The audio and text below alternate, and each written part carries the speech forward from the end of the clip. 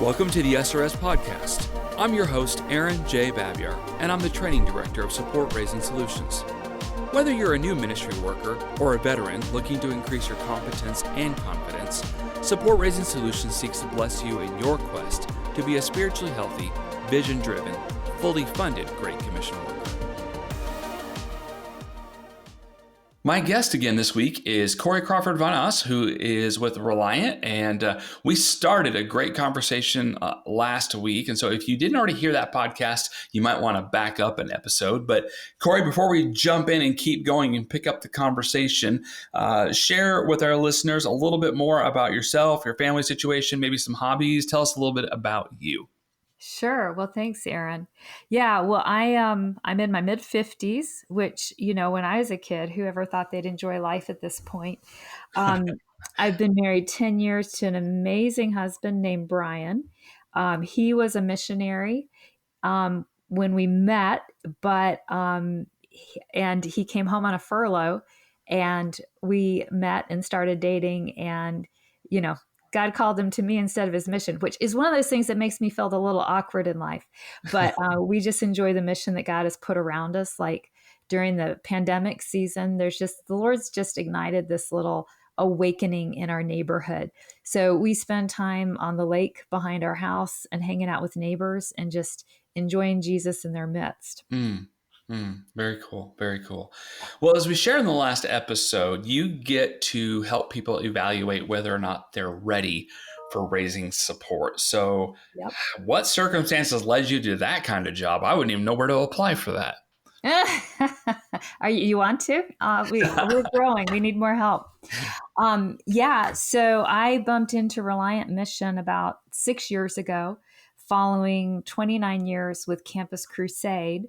And they were looking for someone that could be part of their missionary resources department, which, we try to just be the 501c3 that people can use to go into any ministry. We assess people for their readiness for fundraising and for their mission. And we give them onboarding and training for fundraising, and then we coach them through the fundraising process. And then we hand them off to their ministry. And there was a lot of that reflected things that God prepared me for when I was working with Campus Crusade. I love applications and assessing people. I love seeing if this is the point in their life for them to take the step into the thing that God's calling them to. Very cool. Very cool. So saying no or telling somebody to wait can be kind of difficult. But it's also really very loving to do that. I know that some people might not understand that. Explain that for people that might not get it. Why is it actually a very loving thing for you to kind of stand in that gap and make sure that somebody's readiness is there, or really to prevent them from going down a path they're not actually ready for? Yeah, well, you're right. I do feel that it's very loving. And also, I've had some of the most wonderful conversations with people when we can give some very clear, concrete things that need to be further developed before they start. So I said this last time we were together, but, we're not saying yes or no to a person. We are evaluating this moment in time, whether it's the right thing to start on the fundraising process in this moment. So I think that's important that, both for ministries and for us, like usually ministries who partner with us, they've already picked their best people and they've invited their best people into this process.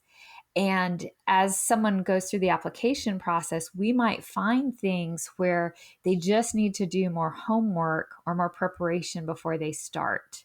Okay. It could be building a bit bigger network of relationships. It could be getting their finances ready so they have enough savings to live off of while they raise support. It could be building some more emotional health, or even clarifying their job better. So it's several of these things. And I will say what's loving is, I rarely feel like I'm saying no to someone, because I'm able to say to them, for you to win and succeed at this, you need to start with, clear calling, emotional strength and stamina, a relational network, the tools you need to do the job, enough finances to get you to the other side. So it's really not about the person. It's about are they coming in with the right resources? And honestly, I think people feel very loved when any one of us in ministry can be clear about what is needed to make a successful start and a successful finish. Right, right. You on a different conversation, you mentioned something to me about persimmons. Tell us, that was a great analogy. Tell us a little about the whole relating this to persimmons.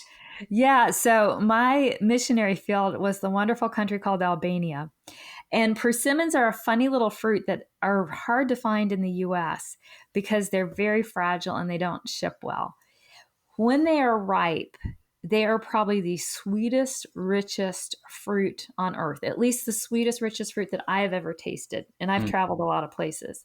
mm, And the first time I was given a persimmon, it was not ripe.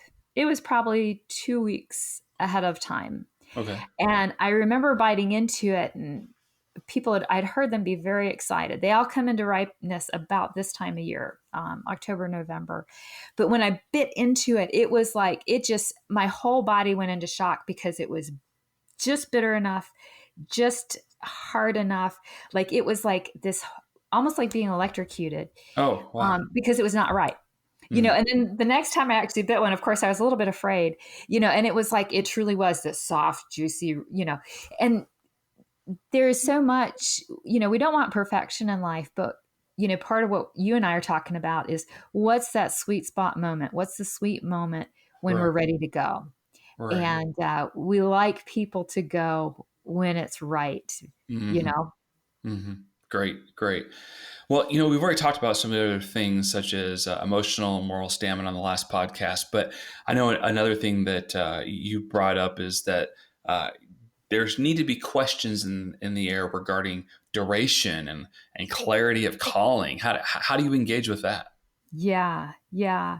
Well, our favorite situation is when a person, like, so when people work with us, we know they're aiming for a particular ministry location or particular role. Hopefully they know the leadership that they're going to work with. We love it when they've actually seen it. um, and when they really, it's clear, like, here's what the job will entail.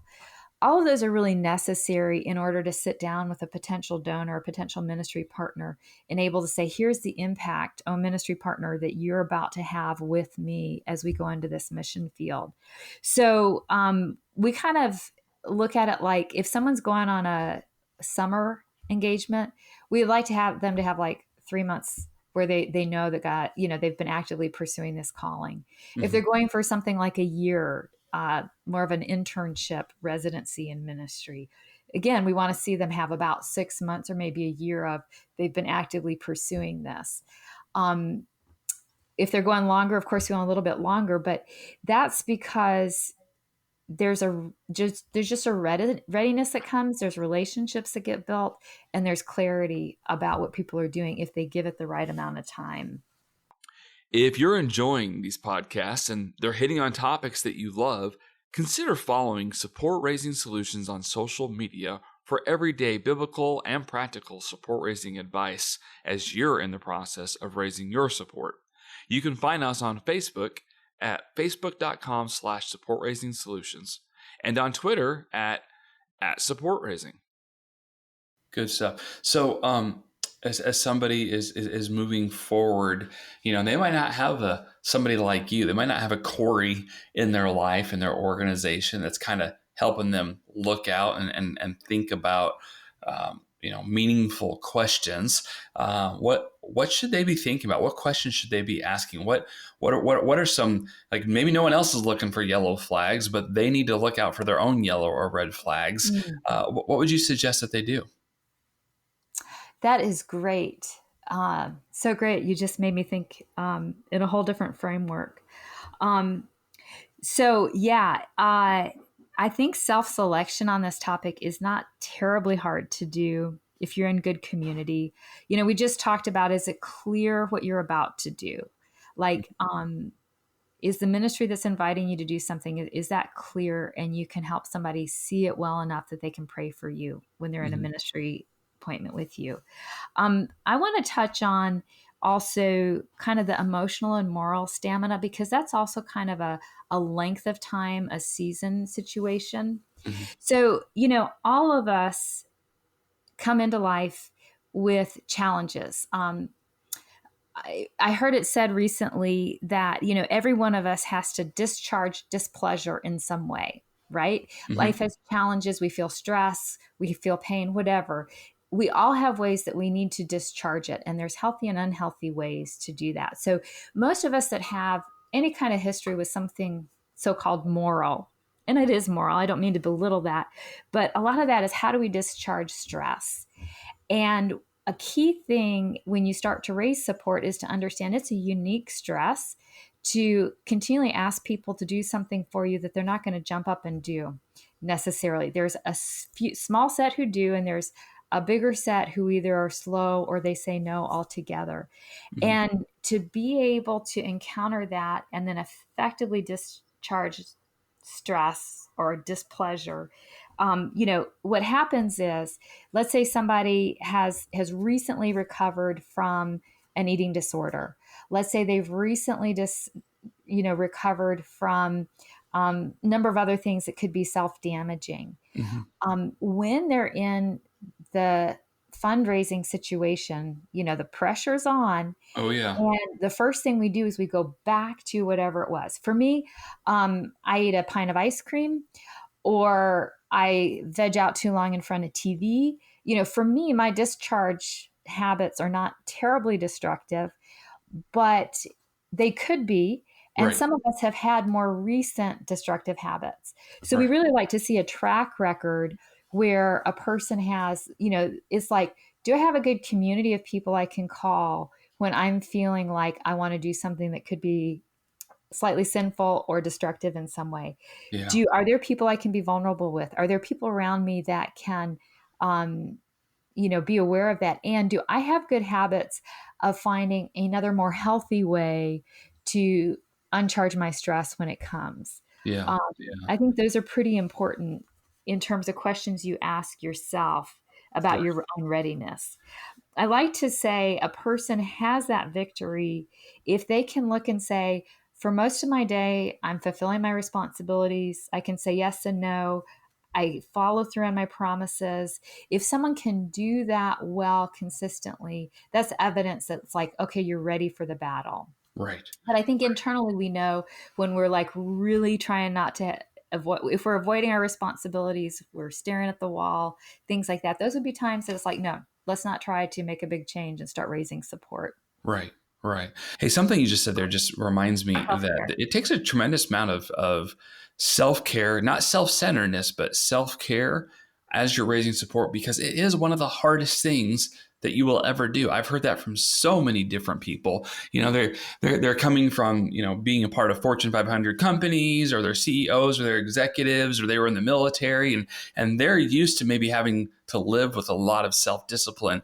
And even some of those people have said, wow, raising support, that was a whole different level of me, because that engaged my physical, my mental, my emotional, my spiritual. Like, I'm exhausted from it. And so even though raising full funding is totally possible, it kind of takes all of you. So um, It does. we It mentioned on the last podcast that we did together, but as well as this one, I'll say it again. Boy, I sure hope that if you are raising support, that you have a coach, somebody who has raised support before, that is walking with you, that you can check in with every week, who's also asking you those questions like, are you getting some exercise in? Are you sleeping well? Are you making good choices? Because that can that stuff is like, in some ways that sounds like it has nothing to do with support raising, but Corrie, that stuff can have it everything to absolutely do with support raising, can't it? it absolutely does. Yeah, I I marvel at how God set me up to be able to succeed when I didn't have some of these building blocks as a 21-year-old when I started raising support. Um, but one of the things, I was so scared. Like, I was literally nervous most days.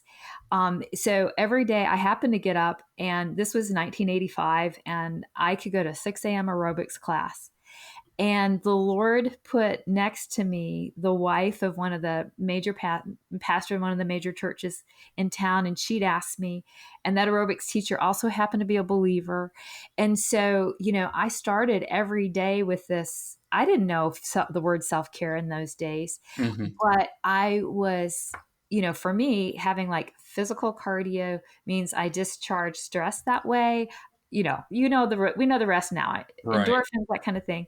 I would go from there to a beautiful spot on the river. I lived in the Atlanta suburbs then, and I would have a long quiet time.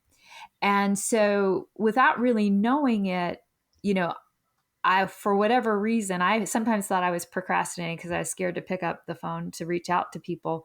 But I did a lot of self care and a lot of preparation before I actually started the task of Hmm. picking up the phone and then meeting with people.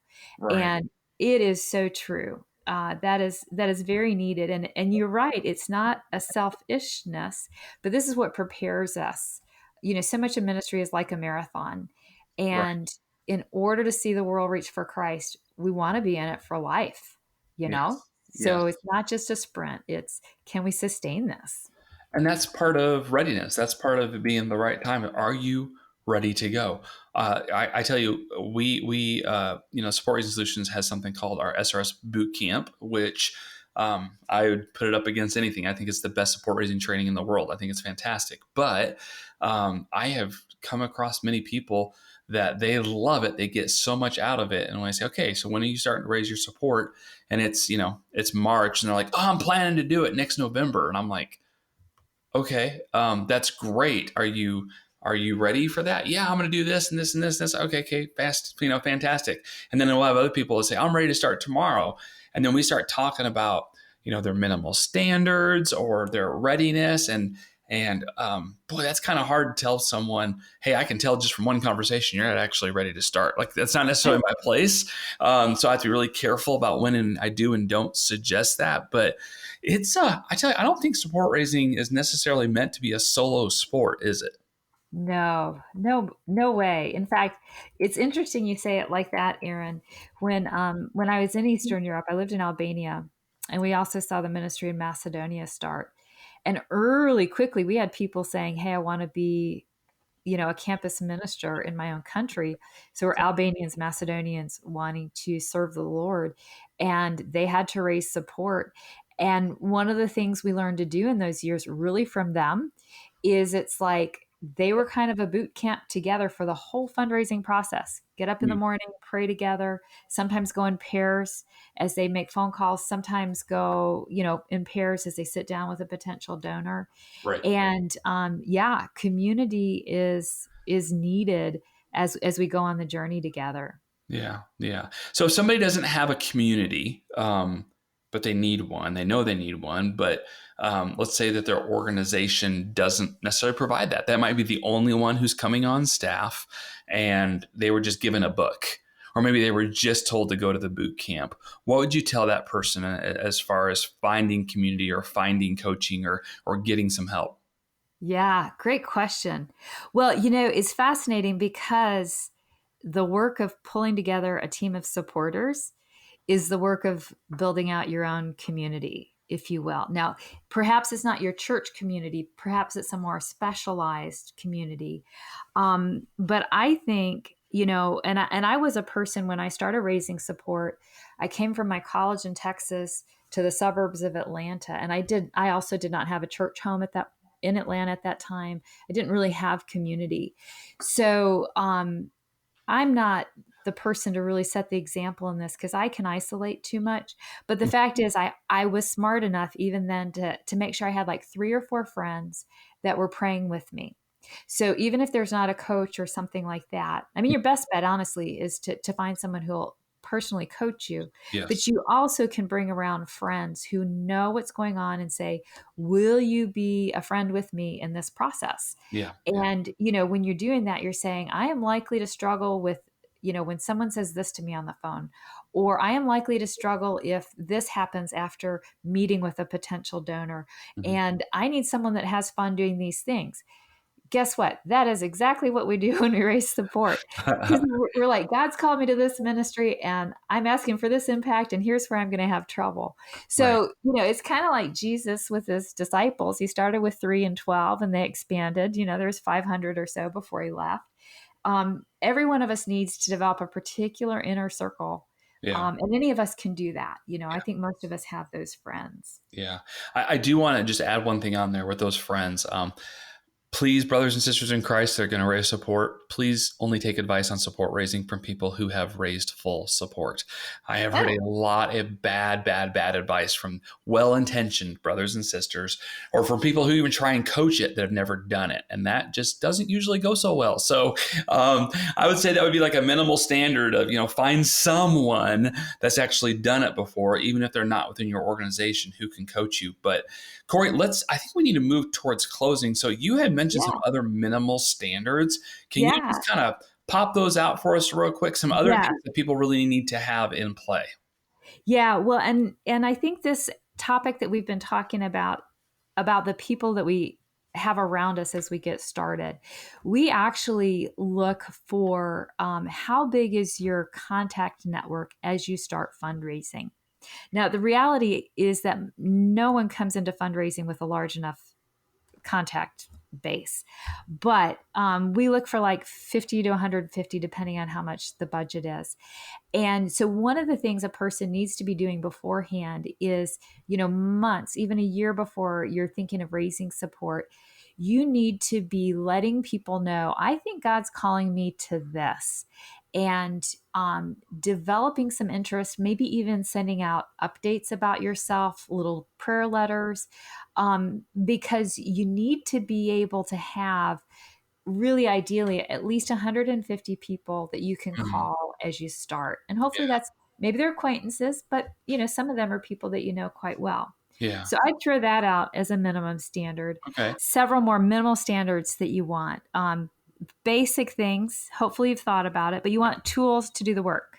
You need a good computer. You've got to have video meetings. You've got to track people. You're also going to need a good telephone where you can talk with someone and the quality is good. Interestingly, missionaries are very resourceful. You need a good space, a Mhm. quiet space where you can make phone calls and meetings.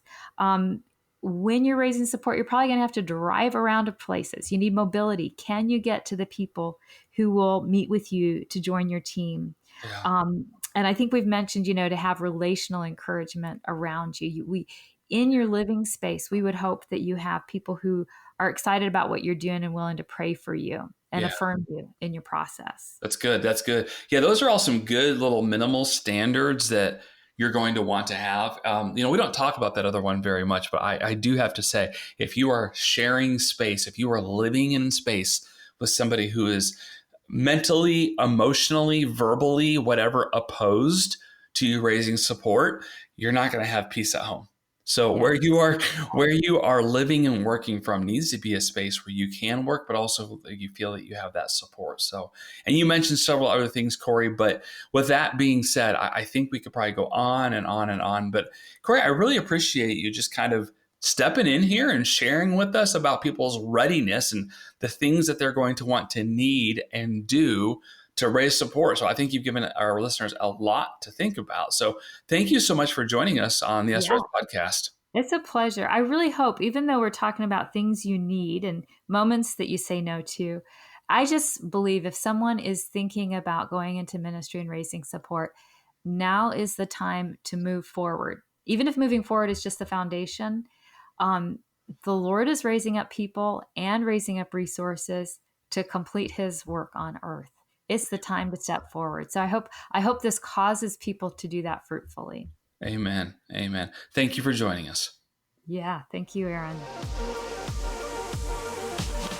Thanks for joining us for this episode. We would love to hear your ideas for future content. Please visit supportraisingsolutions.org/feedback to share your thoughts and questions. Also, wherever you download your podcast from, be sure to subscribe for future episodes and come back each week to gain more insight into the process of building and maintaining your personal support team.